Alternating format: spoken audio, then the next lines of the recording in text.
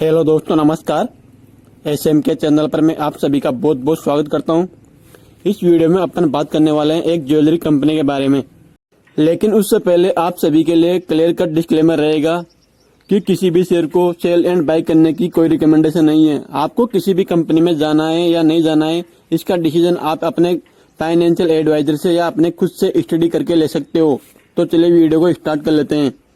Company के बारे में बात करें तो कंपनी की स्थापना 1832 में हुई थी। ये company gold, silver and diamond के रिटेल बिजनेस में काम करती है। कंपनी के बिजनेस के बारे में बात करें तो कंपनी मुख्य रूप से महाराष्ट्र में काम करती है और इसके सबसे ज्यादा शोरूम महाराष्ट्र में पुणे, मुंबई के अंदर हैं। कंपनी की प्रेजेंस की बात करें भारत में तो कंपनी 50 शोरूम के साथ 23 सिटी में प्रेजेंस है। कंपनी के मार्केट कैप के बारे में बात करें तो कंपनी का मार्केट कैप 8,309 करोड़ है और इसकी करंट प्राइस 612 रुपये है। इसका 52 वीक का हाई 708 और 52 वीक का लो 474 रुपये है। स्टॉक का पी रेशियो की बात करें तो इसका पी रेशियो 28 के समथिंग चल रहा है और कंपनी की बुक वैल्यू 125 है। कंपनी के आरओई के बारे में बात करें तो कंपनी का आरओई रेशियो 21 के आसपास है और अगर कंपनी के पेश वैल्यू की बात करें तो कंपनी का पेश वैल्यू 10 रुपये है। मतलब इसके फ्यूचर में स्प्लिट होने की संभावना है। अब कंपनी के बैलेंस शीट के बारे में बात करते हैं। बैलेंस शीट में कंपनी के रिजर्व्स के बारे में बात करें तो मार्च 2023 तक कंपनी के पास 256 करोड़ रुपए के रिजर्व थे, जो मार्च 2024 को बढ़ के 416 करोड़ रुपए हो गए और फिर मार्च 2025 को वापस बढ़ के 1418 करोड़ रुपए हो गए और अब सितंबर 2025 को कंपनी के रिजर्व बढ़ के 1565 करोड़ रुपए हो गए। उसी तरह कंपनी के ऊपर कर्जे की बात करें तो कंपनी के ऊपर कर्जा मार्च 2023 को 387 करोड़ रुपए था, जो मार्च 2024 को बढ़ के 455 करोड़ रुपए हो गया। फिर मार्च 2025 को वापस बढ़ के 930 करोड़ रुपए हो गया और अब करंट क्वार्टर सितंबर 2025 की बात करें तो कंपनी के ऊपर कर्जा बढ़ के 1291 करोड़ रुपए हो गया। मतलब कंपनी के ऊपर कर्जा बढ़ता जा रहा है। लेकिन कंपनी के कर्जे को लेकर इतनी टेंशन लेने वाली बात नहीं है, क्योंकि कंपनी जैसे जैसे आगे बढ़ती जा रही है उसी के साथ कंपनी के रिजर्व भी बढ़ते जा रहे हैं। टेंशन लेने वाली बात तब होती है जब कंपनी के ऊपर कर्जा कंटिन्यू बढ़ता रहे और कंपनी के रिजर्व घटते जाए।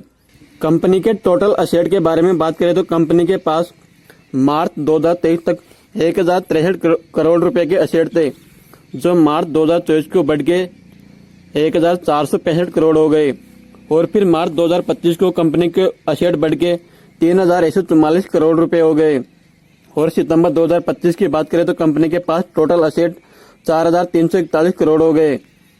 कंपनी के प्रॉफिट एंड लॉस के बारे में बात करें तो कंपनी की सेल्स मार्च 2022 को 2539 करोड़ थी, जो मार्च 2023 को बढ़ के 4488 करोड़ हो गई और फिर मार्च 2024 को कंपनी की सेल्स बढ़ के 6060 करोड़ के आसपास हो गई और मार्च 2025 को कंपनी की सेल्स बढ़ के 7586 करोड़ हो गई। मतलब कंपनी की sales year on year basis पर इंक्रीज कर रही है। वही अगर कंपनी के ऑपरेटिंग प्रॉफिट की बात करें तो मार्च 2022 को कंपनी का ऑपरेटिंग प्रॉफिट 111 करोड़ था, जो मार्च 2023 को बढ़ के 123 करोड़ हो गया और फिर मार्च 2024 को वापस बढ़ के 271 करोड़ हो गया और अब करंट ईयर 2025 की बात करें तो कंपनी के पास ऑपरेटिंग प्रॉफिट मार्च 2025 को बढ़ के 337 करोड़ हो गया। अगर कंपनी के नेट प्रॉफिट के बारे में बात करें तो कंपनी का नेट प्रॉफिट मार्च 2022 को 70 करोड़ था, जो मार्च 2023 को बढ़ के 94 करोड़, मार्च 2024 को बढ़ के 155 करोड़ और फिर मार्च 2025 को बढ़ के कंपनी का नेट प्रॉफिट 218 करोड़ रुपए हो गया। उसी के साथ कंपनी का ईपीएस भी बढ़ता जा रहा है, क्योंकि बॉस कंपनी का ईपीएस नेट प्रॉफिट से ही रिलेटेड होता है। जैसे जैसे कंपनी का नेट प्रॉफिट बढ़ता जाएगा वैसे वैसे कंपनी का ईपीएस भी बढ़ता जाएगा। अब कंपनी के क्वार्टरली रिजल्ट के बारे में बात करें तो कंपनी की सेल्स दिसंबर 2024 को 2436 करोड़ थी, जो मार्च 2025 को घट के 1588 करोड़ हो गई और जून 2025 को कंपनी की सेल्स थोड़ी सी बढ़ के 1715 करोड़ हो गई। अगर सितंबर 2025 की बात करें तो कंपनी की सेल्स बढ़ के 2178 करोड़ हो गई। अगर कंपनी के ऑपरेटिंग प्रॉफिट की बात करें तो कंपनी का ऑपरेटिंग प्रॉफिट दिसंबर 2024 को 123 करोड़ था, जो मार्च 2025 को घट के 94 करोड़ हो गया और जून 2025 को फिर थोड़ा सा बढ़ के 110 करोड़ हो गया। अगर सितंबर 2025 की बात करें तो थोड़ा सा स्लाइड होके 107 करोड़ हो गया।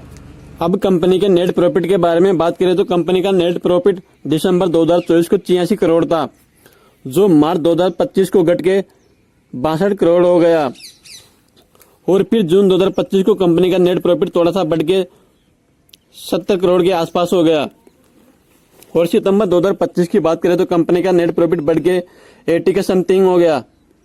इसी के साथ साथ कंपनी का ईपीएस भी बढ़ता जा रहा है, मतलब कंपनी एक ही रेंज में प्रॉफिट कर रही है। अब कंपनी के शेयर होल्डिंग पैटर्न की बात कर लेते हैं, लेकिन उससे पहले अगर आप सभी को मेरी ये वीडियो पसंद आ रही हो तो वीडियो को लाइक एंड चैनल को सब्सक्राइब करना ना भूले और बेल आइकन पर ऑल सेलेक्ट करके रखें ताकि मैं जब भी नया वीडियो लेके आऊँ सबसे पहले नोटिफिकेशन आपको मिले। तो चलिए कंपनी के शेयर होल्डिंग पैटर्न के बारे में बात कर लेते हैं। कंपनी के प्रमोटर के पास मार्च 2025 को 83.11% की होल्डिंग थी, जो सितंबर 2025 को भी सेम ही है। प्रमोटर की होल्डिंग में कोई चेंजेस नहीं है। जबकि एपाइस के पास मार्च 2025 को कंपनी में 0.65% की होल्डिंग थी, जो सितंबर 2025 को थोड़ी सी बढ़ के 0.91% की हो गई।